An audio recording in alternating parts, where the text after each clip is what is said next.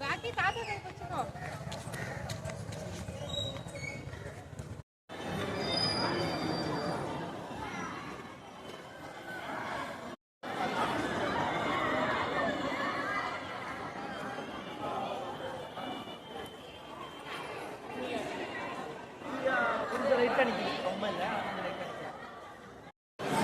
ஏன்னா சொன்னா நான் புள்ள தானே பார்த்து கொண்டு இருக்கணும் அப்பா அதான் போய் 10 பைசா போடுங்க